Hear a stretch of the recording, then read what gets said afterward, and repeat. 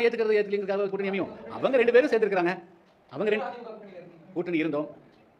எப்படிங்க எப்படிங்க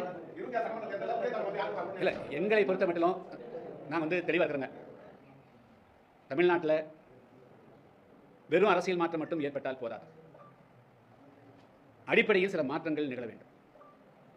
அதாவது இந்த நாட்டில் பூர்வீக குடிமக்கள் எத்தனையோ விளிம்புநிலை மக்கள் அவங்கெல்லாம் அரசியல் அதிகாரத்துக்குள்ளேயே வர முடிய மாட்டேங்குது.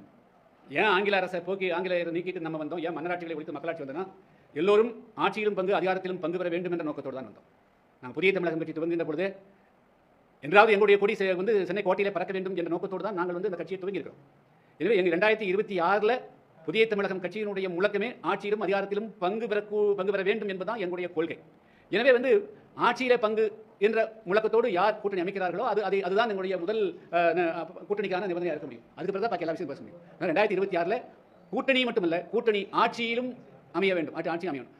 அதுக்கு தான் முக்கியத்துவம் புதிய தமிழகம் கொடுக்கும். அதை அடிப்படையாக வைத்து தான் எங்களுடைய கூட்டணியே அமையுமே தவிர இந்த ஆட்சியை மாற்றிட்டு இன்னொருத்தர் கொண்டு முதலமைச்சராக்கிறதுக்கு, ஒரு கட்சி கொண்டு முதலமைச்சராக்கிறதுக்கு நாங்கள் பாடுபட மாட்டோம். நாங்கள் அதுக்காக இந்த கட்சியை துவக்கல. அதனால நாங்களும் ஆட்சியில் பங்கு பெறணும்னா தான் எங்களுடைய கட்சி அதுக்காக முழுமையாக பாடுபடுமே தவிர யாராவது ஒருத்தர் கொண்டு வந்து முதலமைச்சர் உட்கார வைக்கிறதுக்கு நாங்கள் இதுக்காக பாடுபடணும், நாங்கள் இதுக்காக ஓட்டு போடணும். இது நாங்கள் சொன்னா லட்சம் கூட இன்னைக்கு சொல்ல போனா 2-3 முக்கியமான சமுதாயங்களை தவிர பாக்கி 90 சமுதாய மக்கள் ஆட்சியத்துக்கு வர முடியாமல் திணறால் பிரச்சனை முடிக்க முடியாமல் இருக்கிறாங்க. அதனால எல்லோருக்குமான அதிகாரம் வரணும்னு சொன்னால் முதல்ல தமிழ்நாட்டில் கூட்டணி ஆட்சி அமைய வேண்டும். கூட்டணி ஆட்சி அமைவதற்கு உண்டான சூழ்நிலை உருவாக வேண்டும். அதுதான் புதிய தமிழக கட்சியுடைய நிலைப்பாடு.